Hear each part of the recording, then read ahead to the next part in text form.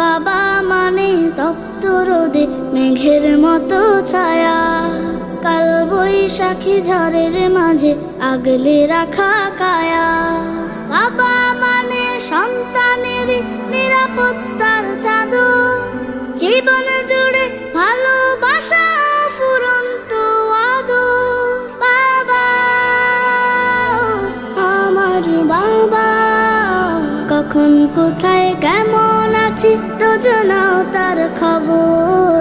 কখন কোথায় কেমন আছি রোজ নাও তার খবর।